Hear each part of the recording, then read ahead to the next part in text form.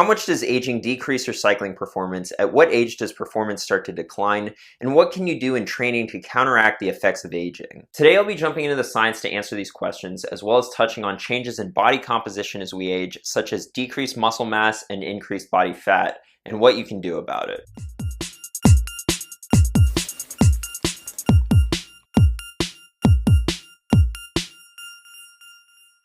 Welcome to another video. My name is Dylan and I'm a cycling coach at CTS, and for weekly science-based training, racing, and gear-related videos, be sure to subscribe, and if you have a training question or a topic you'd like to see me cover in a future video, be sure to leave it down in the comment section below. I do my best to get to all the questions in the comments. According to my YouTube analytics, 2/3 of you guys are over the age of 35, which means that we have a lot of Masters racers watching these videos.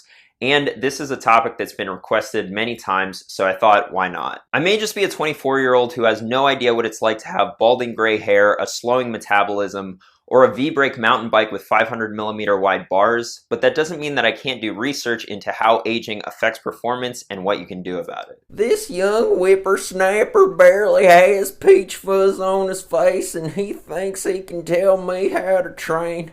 Back in my day, we just got on our steel 10 speeds and pedaled the damn things. We didn't have no fancy power readers or electronic powered shifting. Alright, let's go ahead and get into the science, and we'll start with the dreaded decline. How much of a decline in performance can you expect to see with aging, and when will this decline start? In this paper on Masters athletes, they took a look at the US record of Masters athletes for the 200-meter and 500-meter on the track, as well as the 40-kilometer time trial. What they found was that the percent decline was relatively small in young masters, for example 35 to 49 years old, but that decline increased exponentially after 55 years, and this decline may be even more dramatic in women. Going back to the 40-kilometer time trial records, we can see that the men had about a 10% decline in performance from age 35 to 60, while women had around a 15% decline from age 35 to 55. This probably explains why some pros can continue their career until around the age of 40, but much after that and the decline in fitness becomes too steep. So what exactly is the reason for this increasingly more rapid decline in fitness as we age? The most obvious and perhaps biggest factor is VO2 max. This review on endurance exercise performance in Masters athletes came to a similar conclusion, finding that peak endurance performance is maintained until around 35 years of age, followed by modest decreases until 50 to 60 years of age, with progressively steeper declines thereafter. Progressive reduction in VO2 max appears to be the primary mechanism associated with decline in endurance performance. VO2 max declines approximately 10% per decade after the age of 25 to 30. Decreases in maximal stroke volume, heart rate, and arteriovenous O2 difference all appear to contribute to the age-related reduction in VO2 max, which may be due to reductions in intensity and volume of exercise that can be performed during the training sessions. And despite popular belief, endurance-trained individuals may see a greater decline in VO2 max than sedentary individuals, simply due to their higher values as young adults. A declining VO2 max may be the biggest factor in reduced performance with aging, but there's also other factors such as exercise economy and lactate threshold. Fortunately, exercise economy does not seem to contribute significantly to the decreases in endurance exercise performance observed with aging. Things get a little bit more interesting when we start talking about lactate threshold though. This longitudinal analysis of lactate threshold in Masters athletes looked at 74 runners over the course of 6 years. Interestingly, what they found was the lactate threshold as a percentage of VO2 max actually increased with age.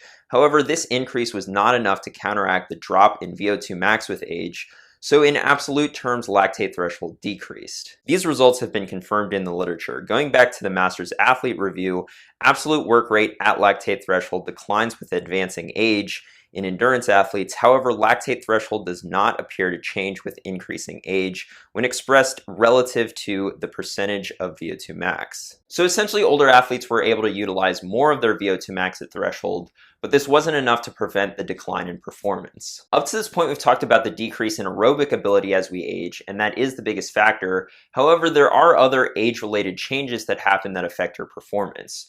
Most notably, an increase in body fat and a decrease in muscle mass. This study on testosterone, body composition, and aging looked at 372 males aged 20 to 85. What they found wasn't too surprising. Aging in males is accompanied by an important increase in fat mass and a decrease in lean body mass and decreasing testosterone levels are partially to blame. For anyone getting older and noticing a nice layer of fat where their abs used to be, this probably isn't news to you. You're damn right. Back when I was your age, son, I could eat a whole roast beef dinner with all the fixings. And I stayed skinnier than a rabbit in the cabbage patch during the drought of '69. Now I just look at a bite of cream pudding and my cholesterol goes up by 10 cholesterol units. To add insult to injury, regardless of age, changes in body composition, including an increase in body fat and a decrease in lean body mass, can contribute to a lower VO2 max. VO2 max, of course, already being the biggest contributing factor to loss of performance. So there's the bad news, and if the first half of this video depressed you, that wasn't my intention, but do stick around for the second half because now we're about to talk about solutions. What can you do as an older athlete to mitigate this decline in performance? I'll be addressing the 3 big limiters that impair our performance as we age, which are a decreased aerobic capacity, decreased muscle mass, and an increased body fat. Let's start with a decreased aerobic capacity. A common theme in the literature on older endurance athletes is that training volume and intensity tends to decrease as we age. This may be purely out of necessity. As recovery slows down as we age, we may not be able to handle as high a training load as we used to. However, there is evidence to show that maintaining intensity will slow the decline in performance. This study on the effect of age and training on aerobic capacity looked at masters track athletes aged 50 to 82 over a 10-year period. What they found was that those who stayed competitive and therefore maintained intensity maintained their VO2 max, while the group that was no longer competitive and reduced intensity saw a significant decline, and this conclusion is further supported in the literature. The older we get, the harder it becomes to do high-intensity workouts on the bike. They become less enjoyable, recovery takes longer, and the chances of overtraining are higher. However, if you want to maintain your current fitness level into your older years, they may be necessary. You'll have to be more mindful of recovery. Proper nutrition and rest will become increasingly more important. But the good news is you don't need a ton of high-intensity work in your week to see a large benefit. 2 or on occasion 3 high-intensity or threshold intensity workouts per week is optimal. If you want more information about how to incorporate intensity into your training, check the description below for a whole list of videos that'll help. Next up, let's address decreasing muscle mass. Back to the study on the effect of age and training on aerobic capacity, they made an interesting finding. The subjects in the study who performed regular weight training were the only ones to maintain their muscle mass. This maintained muscle mass isn't just for injury prevention or cosmetic benefits. There's actual measurable increases in cycling performance with lifting. The research on lifting's effects on cycling performance are clear. Lifting has a positive effect on exercise economy, anaerobic capacity, lactate threshold, reduced fatigue, and endurance performance due to numerous adaptations to the strength-trained muscles. And these benefits from lifting may be even more important for older athletes. For example, this study on the effect of strength training on masters athletes found that strength training had an even greater effect on the older athletes versus the younger ones. I recommend weight training to all my athletes, young or old, but here's where the advice for older individuals differs a little bit. Research shows that weight training has induced favorable muscular and functional adaptations in older individuals. However, a significant part of the favorable adaptations obtained after resistance exercise may be lost within 6 weeks of detraining. Anyone is going to lose strength when they stop lifting, but because of aging, the loss of strength will be even quicker the older you get. This is why for masters athletes, I recommend that strength training be part of your year-round program and not just an off-season activity like some people with heavy race schedules may choose to do. Finally, we have increased body fat, and this one may be the hardest to combat. Gaining weight for some may just seem inevitable as we age, but it doesn't have to be. However, combating weight gain is going to require lifestyle changes. The reason why diets don't work is because they're temporary. Your diet needs to be a day-to-day habit that you can maintain indefinitely. So what does a diet that promotes a healthy body weight look like? Well, it requires understanding the concept of calorie density, or how many calories there are for a given weight of food. A diet low in calorie density has been shown to be the most effective weight maintenance strategy in the long term. A study on energy density's effects on weight change over 6 years took 186 subjects and measured the energy density of their diet. 6 years later, they found that the energy density of the diet did not change for the individuals, and that higher energy density was associated with weight gain and a higher BMI. The study concluded that low energy density diets moderate weight gain, and that a lower energy density can be achieved by consuming more fruits and vegetables. Similar results were found in this study on the energy density of foods' effects on energy intake. They provided subjects with meals for 2 days during 3 separate testing sessions. In these 3 sessions, subjects consumed either low, medium, or high energy density or calorie density meals.